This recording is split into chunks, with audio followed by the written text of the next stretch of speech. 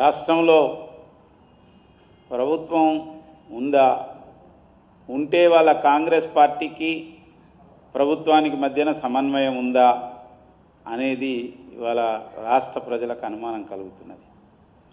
ఒకవైపు ముఖ్యమంత్రి గారు రాష్ట్రంలో యూరియా కొరత లేదు, కేవలం పంపిణీ సమస్య మాత్రమే ఉందని చెప్పి ముఖ్యమంత్రి గారు చెప్తున్నారు, వ్యవసాయ శాఖ మంత్రి గారు చెప్తున్నారు. కానీ పిసిసి అధ్యక్షుడు మాత్రం ఈరోజు రాష్ట్రంలో యూరియా కొరత ఉంది, దీనికి కేంద్రమే బాధ్యత అని ఏ విధంగా మాట్లాడుతున్నారా అంటున్నా నేను. మహేష్ కుమార్ గౌడ్ గారికి విషయం తెలుసుకునే యొక్క ఓపిక లేదా, లేదంటే వాళ్ళకు కమ్యూనికేషన్ లేదా, ఎందుకు ఈ విధంగా అబద్ధాలు ప్రచారం చేస్తున్నారు?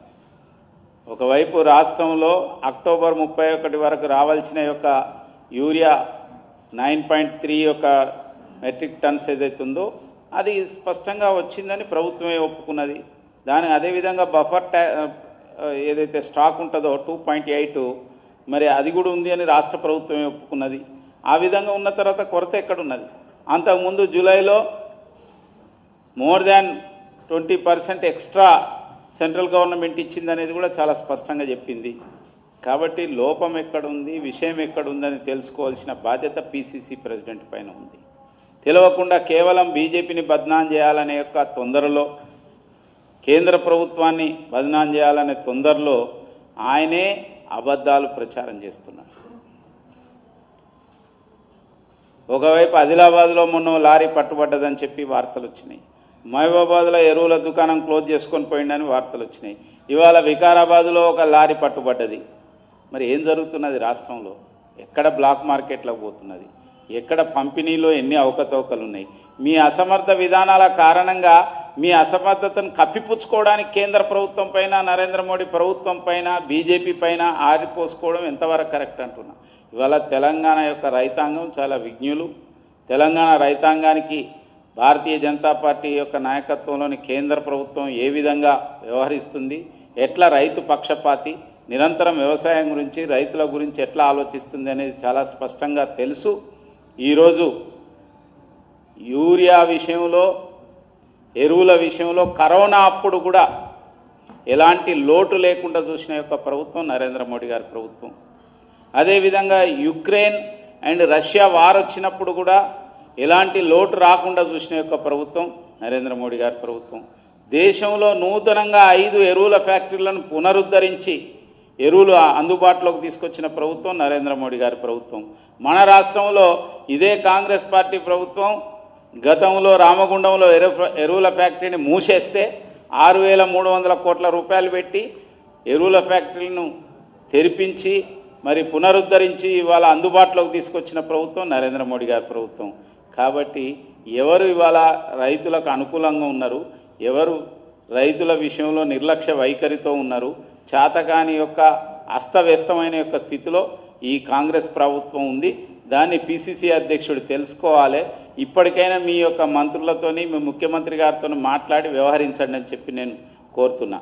అదేవిధంగా ముఖ్యంగా ఇవాళ రాష్ట్రంలో కానీ దేశంలో కానీ ఏదైతే నెక్స్ట్ జనరేషన్ యొక్క జిఎస్టీ రిఫార్మ్స్ తీసుకొచ్చిందో నరేంద్ర మోడీ గారి ప్రభుత్వానికి ఇవాళ ప్రజలందరూ కూడా ఎంతో సంతోషంతో ఈరోజు హర్షం వెలుబుచ్చుతున్నారు. దాన్ని జీర్ణించుకోలేని కాంగ్రెస్ పార్టీ వాళ్ళు ఏం మాట్లాడనో తోయలేక ఒకవైపు తగ్గించాలని, రెండో వైపు రాష్ట్రానికి లోటు వస్తే ఎట్లా, తర్వాత మిగతా కంపెనీలు ట్రాన్స్ఫర్ చేస్తే మీ మంత్రి ఫైనాన్స్ మినిస్టరే చెప్పిండు తెలంగాణకు 7,000 కోట్లు నష్టం వచ్చే అవకాశం, అంటే 7,000 కోట్లు ఇక్కడ లాభం జరిగింది ప్రజలకని మీరే చెప్పిండ్రు కదా. గతంలో సైతం జిఎస్టీ విషయంలో ఎక్కడైనా ఏ రాష్ట్ర ప్రభుత్వాలకైనా లోటు ఉంటే దాన్ని కేంద్ర ప్రభుత్వం రియంబర్స్మెంట్ చేసింది. అయితే ఆ తర్వాత ఒక 1-2-3 ఇయర్స్ తర్వాత అంతకంటే ఎక్కువ ఆదాయం వచ్చింది. కేంద్ర ప్రభుత్వం ఇవ్వవలసిన అవసరం లేని పరిస్థితులు ఉత్పన్నమైనాయి. ఇప్పుడు కూడా అదే విధంగా అవుతాయి కావచ్చు, వెయిట్ అండ్ సీ. కానీ ఇవాళ ప్రజలకు లాభం జరిగింది. ఇవాళ సామాన్య పేద ప్రజల నుంచి మొదలుకొని మధ్యతరగతి ప్రజలు, వేతన జీవులకు అందరికీ ఇవాళ మంచి జరిగింది. ముఖ్యంగా ఏదైతే స్మాల్ స్కేల్ ఇండస్ట్రీస్ వాళ్ళకు కూడా చాలా ఉపయోగం జరిగింది. దీనివల్ల ఎకానమీ ఇంకా బూస్ట్ వచ్చే ఒక అవకాశం ఉంది. ముఖ్యంగా సిమెంట్ పైన తగ్గింది, కొత్తగా గృహ నిర్మాణాలు కానీ మిగతా యొక్క యాక్టివిటీ జరిగే అవకాశం ఉంది. అనేక విషయాలలో ఎంతో సానుకూలమైన ప్రపంచంలోనే ఈరోజు భారతదేశంలో ఎకానమీ అత్యంత వేగంగా ముందుకు పోతుంది. మనం 4వ స్థానం నుంచి త్వరలో 3వ స్థానానికి రాబోతున్నాం. అదేవిధంగా మన దేశంలో ఉన్న ఎకనమిస్టులు అంటున్నారు 0.5% జీడిపి కూడా పెరగొచ్చని. ఈ పరిస్థితిలో ఇవాళ స్వాగతించవలసిన యొక్క ఇది కాంగ్రెస్ పార్టీకి లేదా అని నేను అడుగుతున్నా. ఆ మాట మాట్లాడకుండా ఈ అబద్ధాలు ప్రచారం చేసుకొని తిరుగుతున్నావు. అంతో ఇంతో ఏదైనా అవకాశం ఉన్నదంటే ఆ లోకల్ బాడీ ఎలక్షన్స్లో ఇంకా ఘోరమైన యొక్క చావు దెబ్బతినే అవకాశం ఉంది. ప్రజలు ఇవాళ బుద్ధి చెప్తారు. చివరికి నేను ఒక విషయం చెప్తాను. ఇవాళ ఒకవైపు నరేంద్ర మోడీ గారి ప్రభుత్వం వాహనదారులకు కూడా ఎంతో ఊరట కల్పించింది. ఇవాళ నేషనల్ హైవే టోల్స్ విషయంలో 3000 యొక్క స్కీమ్ తీసుకొచ్చింది మొన్న 15th ఆగస్ట్ నుంచి. అంటే 200 ట్రిప్స్ 3000 రూపీస్. అంటే ఒక్కొక్క వాహనదారునికి ఒక సంవత్సరంలో కనీసం మోర్ దాన్ 15,000 లాభం జరిగేది. కానీ మరి ఓఆర్ఆర్ మీద ఇది ఇంప్లిమెంట్ అవుతలేదు. ఓఆర్ఆర్ అది కూడా నేషనల్ హైవే నంబర్ ఇచ్చింది దానికి, కానీ ఎందుకు ఇంప్లిమెంట్ అవుతలేదు?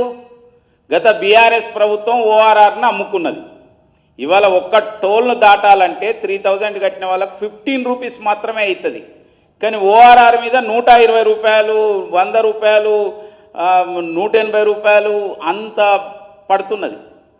అదే కనుక నేషనల్ హైవేస్ కానీ లేకపోతే ఎక్స్ప్రెస్ హైవేస్ దేన్ని దాటినా కూడా 15 రూపీసే పడుతున్నది. 200 ట్రిప్స్ డివైడెడ్ బై 3000 రూపీస్ వేస్తే 15 రూపీస్ పడుతుంది. ఓఆర్ఆర్ ఎందుకు జరుగుతలేదు? అది ఇవాళ రేవంత్ రెడ్డి ప్రభుత్వం రాగానే ఏమన్నది, ఓఆర్ఆర్ మీద మేము సిట్ వేస్తాం, అదేస్తాం, ఇదేస్తాం అనేది. మరి ఏమైంది? ఎక్కడ కాంప్రమైజ్ అయిపోయింది? ఎక్కడ ఎంత ముట్టింది? ఏమైంది? ఆ కాంట్రాక్ట్ బీఆర్ఎస్ ప్రభుత్వము కమిషన్లు తీసుకొని కాంట్రాక్ట్లకు అమ్మేసుకుంటే మరి మీరేం చేసిందని నేను అడుగుతున్నా. ముందు దాని సంగతి ఏందో చెప్పు. కాంగ్రెస్ వాళ్ళు మీరు కనుక త్వరలో దీని విషయంలో కనుక చెప్పకపోతే ప్రజల నుంచి వచ్చే యొక్క దీనికి మీరు బాధ్యత వహించవలసి వస్తుంది. ఇప్పటికైనా దాన్ని రివ్యూ చేయవలసిందే. ఎట్లయితే కేంద్ర ప్రభుత్వం ఇవాళ నేషనల్ హైవేస్ మీద అవకాశం ఇచ్చిందో అటువంటి యొక్క స్కీమ్ను ఓఆర్ఆర్ మీద కూడా ఇంప్లిమెంట్ చేయాలని భారతీయ జనతా పార్టీ డిమాండ్ చేస్తుంది.